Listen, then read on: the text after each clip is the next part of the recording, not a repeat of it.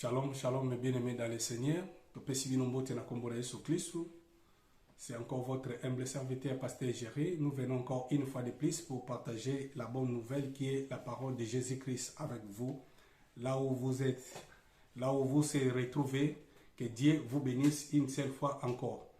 Nzamba lola amona bino to bandi kolobela maloba na nzambe o toza ko partager lelo. To lingi koloba na bana na nzambe nyonso likambo etali sur la culpabilité na kati ya ba vie chrétienne na biso. To tema na biso toza ko parler nango na tango moke eza sur la culpabilité. Nini to kokai koloba na likambo etali culpabilité? Eza na bato ebele balingi ko transformer vie na bango te, balingi ko kanga bomoi na bango na esika moko. E yango ezo salete batu ba kende liboso te, yango ezo salete batu ba kola te na ba vie chrétien. Parce que mutu azawana tangu nyonso pona kokanisaka lisumu oya salaka, mabe moko songolo oya lobaka, e likambo moko songolo basalaka na bandeko, yango etikala ye na kati ya mémoire na ye. Or, Bible elobi na biso, nzambe tango akotaka na kati ya via mutu, azo purifier, pe azo sanctifier mutu. Or, mutu azo miyeba teke, lokola ndimeli Yesu Kristo, lokola mokozi pe mobikisi, aza déjà purifié, pe aza sanctifié na makila na Yesu Kristo. Mais mutu aza kaka culpabilisé par rapport ya lisumu moko o ya sala na kati ya vi na ye. O sentir que via mutu wana ekotambula malamu te pe ekokende liboso te. Parce que mutu azo mimona lokola aza dignité ya kopusa na liboso na nzambe. Oui, je sais que toi et moi nous sommes pas dignes ya kopusa na trône ya grâce ya nzambe. Mais eloko epesi biso dignité, eloko epesi biso force, c'est le sang de Jésus-Christ. O ezaki coulé na ngomba ya Golgotha. Parce que Bible lobi na ngomba ya Golgotha, nde sika oyo biso tozwi accès ya kokota na bokonzi na nzambe. Na ngomba na Golgotha nde esika oyo biso to bengami bana na nzambe. Mais ana bato ebele bazo comprendre nanu force ya l'œuvre de la croix te.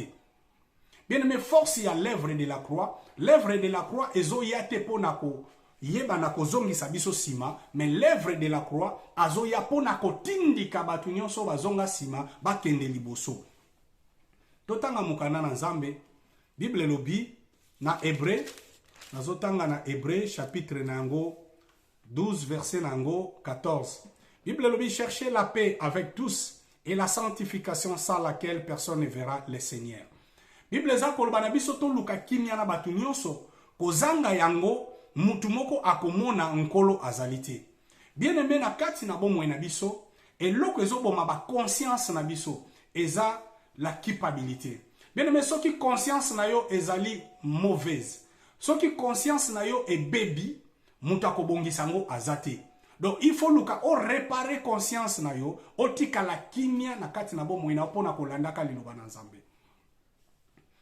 Nazopesa ke exemple ya kolobete ba yeli Yesu Kristo mwasi oyo asalaki ekobo. Totangi yango na kati na Bible toyebi histoire wana malamu.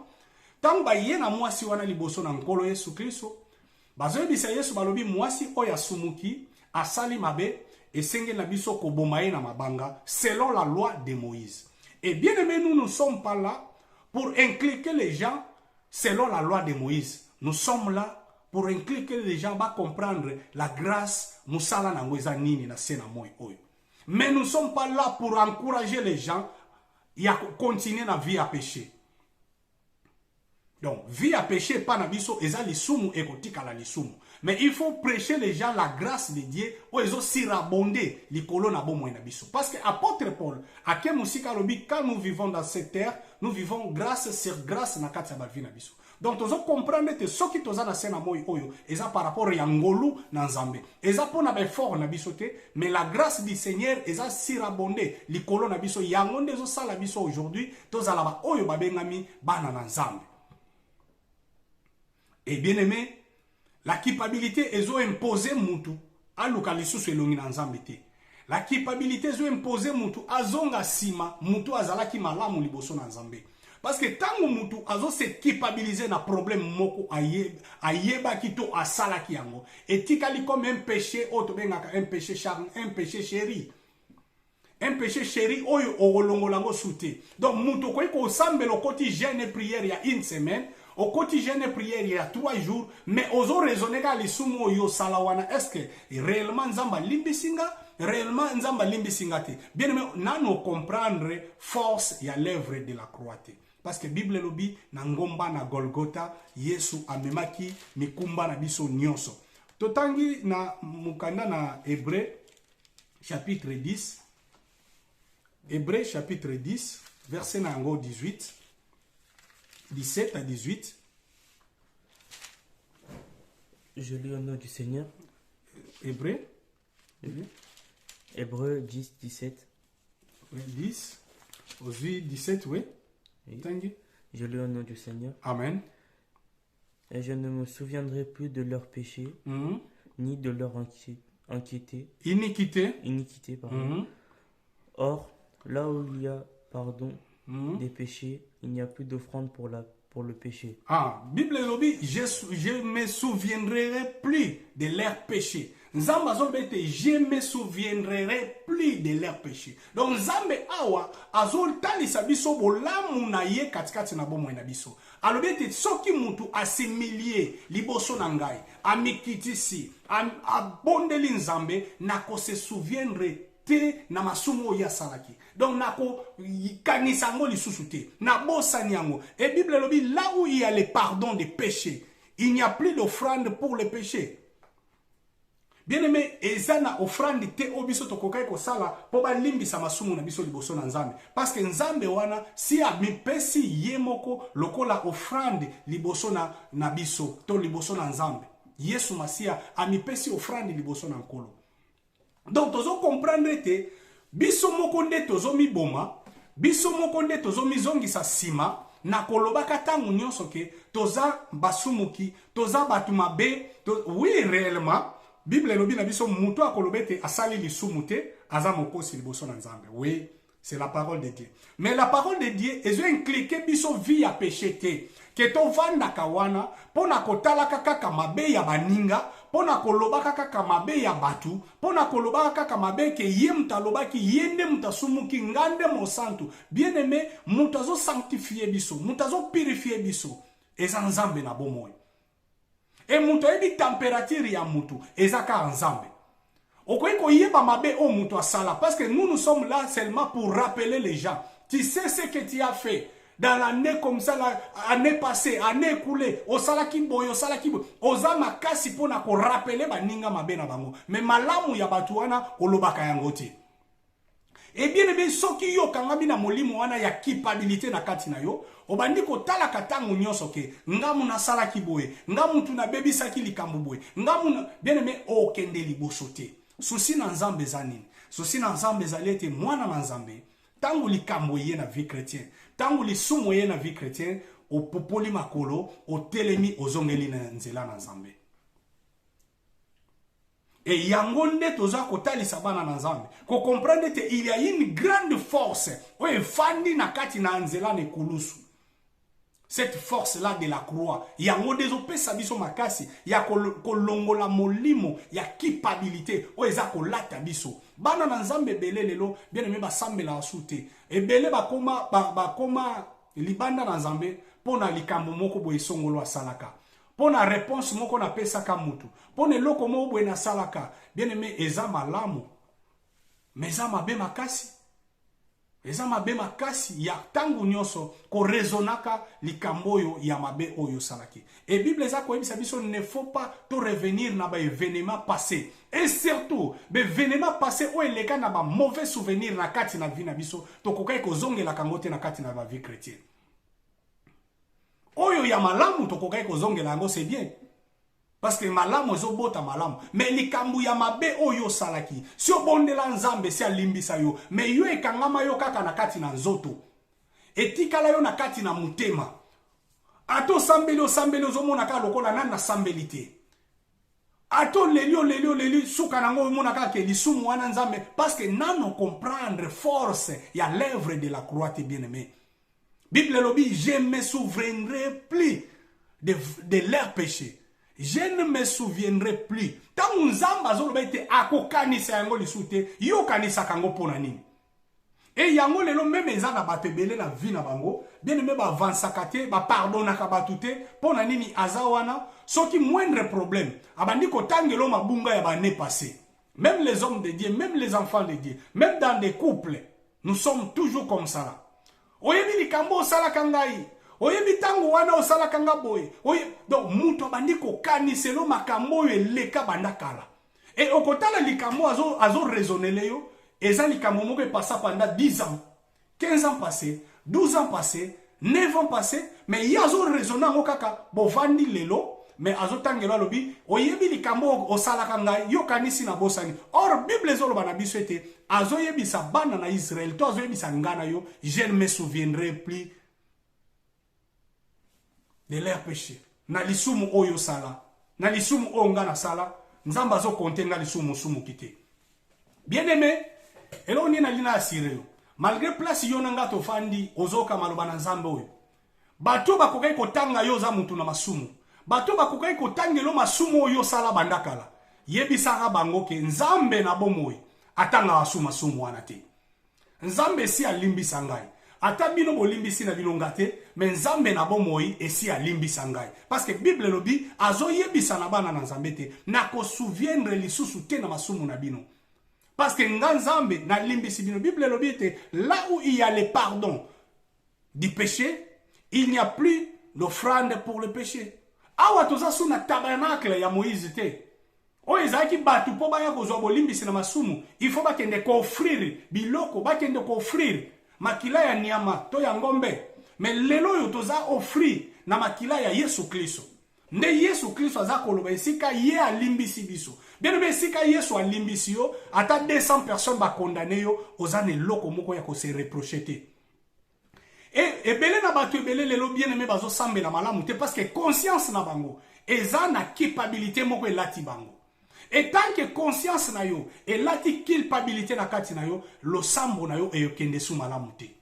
Donc Bible eza koloba na biso ete mutu alingi ko bonde la nzambe, il faut atombola maboko na ye ezala pire, ezala saint, maboko nozo tombola. Donc mutema na yo ezala na culpabilité moko te. On se comprendre te naza mwana na nzambe, tata na ngasi alimbisa ngai. Même batu bakokai ko condamner. Bien aimé, oyo biso tolobaka la voix de 200 personnes c'est la voix de Dieu. Non. Wana nde biso batu tolobi yango. Et kende kotanga makomi na nzambe okoya komona Eli azalaki na combien de batu simana ye et ba prophète Baal bazalaki combien. Ba prophète Baal bazalaki plus ebele que Eli azalaki ye moko. Mais Bible lobi nzambe azalaki pona Eli. Bien aimé ata batu bazo condamner yo. Ba ya batu bazo condamner yo. Ba ye na mwana mwasi o bazo condamner ye. Mais Yesu Kristo atalié alobi telema kende kosala lisusu te. Yo nanga ipene yo mtozo kamaluba na nzambe. Telema bien aimé. Na ebe teza na bato ebele lelo bazo crucifier yo. Bakoma kobengo mupagano. Bakoma kobengo na bakombo nyoso. Yo nde mukonzi ya masumu nyoso. Me batu nde bazo loba pona yo. Mais est-ce que yango nzamba bazo loba? Nzamba bazo yebisa yo lelo ke ako se souviendre lisusu te na masumu na yo. Bien aimé, tangu nzamba lobi mutu akoki kolongola ngo te. Yo poussana liboso na nzambe, continue vie chrétienne. Tangela biso verset oyo, il y a 9 verset nango 17. 27 pardon. Hébreu kaka, toza na Hébreu. Hébreu 9. 27 à 28. 27 à 28. Je lis au nom du Seigneur. Amen. Et comme il est énervé aux hommes de mourir une seule fois, après quoi vient le jugement. De même Christ qui s'est offert une seule fois pour porter les péchés de plusieurs, apparaît sans péché une seconde fois à ceux qui l'attendent pour leur salut. Amen. Bible est comme il est réservé aux hommes de mourir une seule fois, après quoi vient le jugement. De même Christ qui l'est offert une seule fois pour porter les péchés de beaucoup des hommes, apparaîtra sans péché une seconde fois à ceux qui attendent pour leur salut. Donc Christ akoya kozwa biso sans lisumu na bato nyonso baza kozela ye. Donc tokozala na masumu te bato nyonso bazozela Yesu Kristo. Bato nyonso bandimeli Yesu lokola mokonzi pe mobikisi. Donc bien aimé, esengo na yo ya kokufa na koyeba nzambe. yango ndeko na biso ale molota yemba nzembo alobi esengo na mutu azokufa na elike ya kosekwa.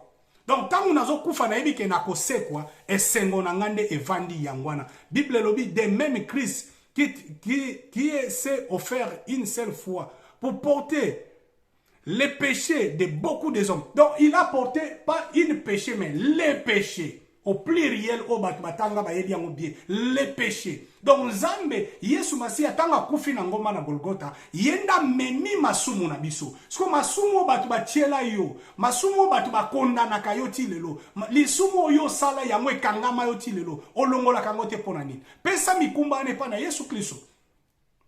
Bible lobi batu nyonso bazana mikumba ba pese pa na ngai. Yo tikala na ngwe koma lokola péché moko sheria yo moko. Okoma culpabiliser na likambo yo sala. Bien aimé bosa na yango. Soko bomaka mutu, olongola ka zemi, osala ka mutu mabe, olobela ka likambo mutu likambo. Osala bien aimé bosa na yango. Yebisa Nzambe limbisanga pe longola ngo tikala pepele. Bien aimé soki olongoli yango, o se sentir, okomi lokola auto bengaka ki peka okomi ko pumbwe. Parce que otikali pepele na vie na yo. Oyebi soki culpabilité longwe na kati na yo. Bien aimé o se sentir. Oyebi soki ba fundi yo na likambo o eza ya yote osali yango te. Et tangu bakoya ko kata jugement balobi te oza innocent o se sentir okomi apaisé. Tozana souci bana na Nzambe o bazo poussa na liboso na Nzambe. Bazala apaisé. Mais to kendaka liboso na Nzambe te na kolelaka na mitema na biso. Na ba culpabilité na mitema na biso. Eloko moko ekanga yo ti lelo ti kakangote. Eloko moko evandela yo yango kako koma kotanga, yango kako kanisaka, yango kako lelaka ti lelo. Nazotanga verset moko poto kende na biso na ko sukisa Bible lobi boy. Et comme comme il est réservé aux hommes de mourir une seule fois. Ah, après avoir quoi vient le jugement. Yango ndeko na biso auti kotanga. Tozotanga verset mususu awa Hébreux chapitre 9, verset 16 à 20 à 22. Ceci est le sang d'alliance que Dieu a ordonné pour vous. Et il fit pareillement l'expression avec le sang sur le tabernacle et sur toutes les ustensiles du culte. Et presque tout, d'après la loi, est purifié avec le sang. Et sans l'effusion du sang, il n'y a pas de pardon. Bible le dit tout. Après la loi, donc, et presque tout, d'après la loi, est purifié avec le sang. D'après la loi, nous sommes purifiés dans le makila. Mais Christ otangwaye, aiko purifié biso sikoyo na effusion ya makila na Yesu Christ. Effusion de sang, qu'il n'y a pas de pardon. Sans effusion, il y a sang ya Christ, pardon ezalakite. Bien aimé, lokola Yesu Christ. Andimi ko kufela biso na nzela na ekulusu na nzela na makila na Yesu Kristo nde tozwi bolimbisi ya masumu. Donc likambo etali culpabilité, likambo etali lisumu moko salaka e kangamba yo na nzoto longola yango pusana liboso okende liboso obondela Nzambe ke Nzambe alongola yo molimo wana ya culpabilité e ko salete o avancer te na kati ya vie chrétien e banda ko sala yo tangu nyonso o tournaka esika moko ozonga kasima ekozala malamu te pona bomoi na yo. Tika Nzamba lola apambola yo, apesa yo makasi ya ko comprendre l'œuvre de la croix. Parce que Bible lobi na ngomba na Golgotha nde esika biso to longi. Na ngomba na Golgotha nde esika biso to sombami. Donc soko comprendre musala o esalamaki na Golgotha, bien o comprendre te o mitia kanona culpabilité ya pamba. Ata batu bazo akize yo, ata batu bazo lobana yo. Ata batu nyonso bayini yo, mais soki oza na conscience eza pire ke Nzambe na ngai alimbisi ngai, bien aimé continue nzela Nzambe wana akopesa yo makasi pe batu nyonso ba lobaki mabe pona yo bakoya ko semilie liboso na yo. Tika Nzamba lola apambola bino tokutana na ba video na biso ekoya sima. Bandeko nanu ba s'abonner te tolobaka ngo tangu nyonso bo s'abonner na chaîne na biso ezali okomi Jésus vainqueur otie TV na suka to okomi Jésus vainqueur TV o s'abonner pona kolandaka maloba na Nzambe. Nkolo apambola biso tokutani na mbala sima.